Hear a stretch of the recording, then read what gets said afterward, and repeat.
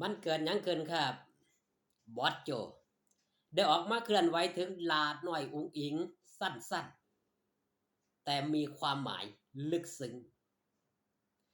เคลื่อนไหวถึงลาดน้อยอุ๋งอิงว่าจังไดนั้นก่อนอื่นขอกล่าวคำว่าสวัสดีครับผม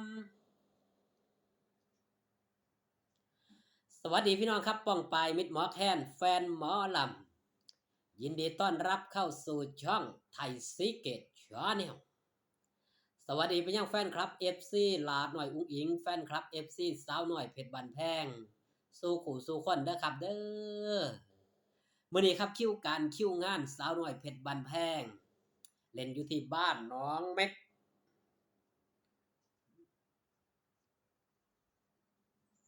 ถ้าจำบ่ผิดนะครับบ้านหนองเม็กตำบลหนองเม็กจังหวัดอุดรธานีอำเภอหนองหานครับพี่น้องป้องปายอยู่ใกล้ก็อย่าลืมไปให้กำลังแรงเชียร์แรงใจลาดหน่อยอุ้งอิงพร้อมทีมงานสาวน้อยเพชรบ้านแพงกันหลายๆเด้อครับเด้อในช่วงนี้ครับอุดรธานีสิมี3หม่อง3บอลมื้อนี้เล่นอยู่บ้านหนองเม็กมื้ออื่นเล่นอยู่บ้านหนองไผ่แล้วก็เว้นมื้อนึงครับวันที่26เล่นอยู่ที่บ้านจำปาอำเภอเมืองจังหวัดอุดรธานีถือว่าอุดรใกล้เคียงกันครับ3งานรวดอยู่ใกล้หม้องใดไปให้กำลังใจกันหม้องหันครับพี่น้องป้องปายมิตรหมอแคนแฟนหมอลำหันมาเว้าพี่น้องเรื่องราวข่าวสารที่บอสโจได้ออกมาเคลื่อนไหวถึงลาดน้อยอุ๋งอิงสั้นๆแต่มีความหมายมากมายหลังจากมื้อคืนที่ผ่านมาครับพี่น้องลาน้อยอุ๋งอิงพร้อมทีมงานสาวน้อยเพชรบ้านแพงไปเล่นอยู่ไสครับไปเล่นอยู่ที่ตลาดดอนหออำเภอโกสุมพิสัยจังหวัดมหาสารคามลาน้อยอุ๋งอิงได้ออกมาเคลื่อนไหวแบบนี้ครับพี่น้องได้ออกมาเคลื่อนไหว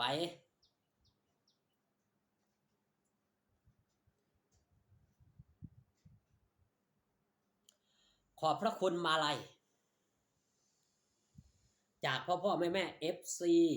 ที่มาให้กำลังใจหนูเด้อจ้าขอบพระคุณคุณพ่อคุณแม่ด้านหน้าเวที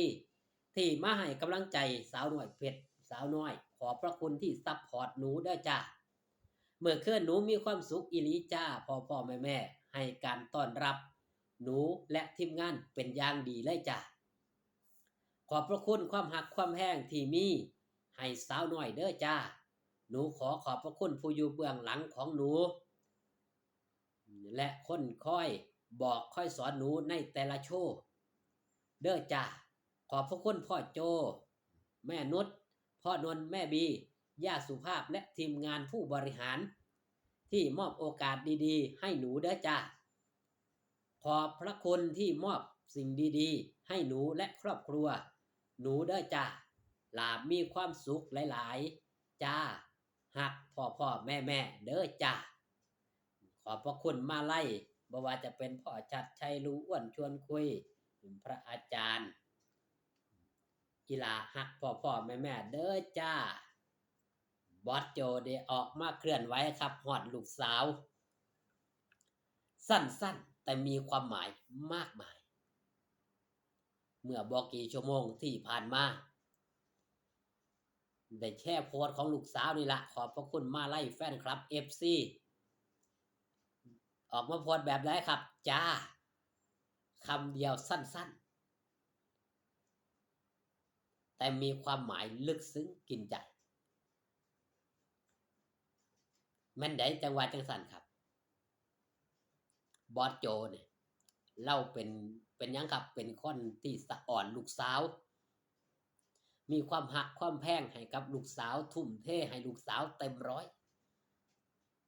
ไม่ว่าเกินร้อยก็ว่าได้หลานน้อยอุ๋งอิงอยากได้อีหยังบอสโจบ่เคยปฏิเสธยิบยื่นนำจิตนำใจให้ หยิบยื่นโอกาสให้หลาน้อยอุ้งอิงก็เป็นคนที่บ่ปล่อยวางครับในเมื่อโอกาสมันมาฮอดจอดถึงนี่หลาน้อยอุ้งอิงพร้อมทุ่มเทใส่บ่ทิ่มบ่ปาเรื่องการร้องก็เช่นเดียวกันผู้เป็นพ่อก็สิส่งโจทย์ให้ไปท่องเพลงนี้มาเด้อสิให้ร้องเพลงโชว์เพลงนี้หลาน้อยอุ้งอิงบ่เคยถอดใจมีแต่ว่าหนูต้องทำได้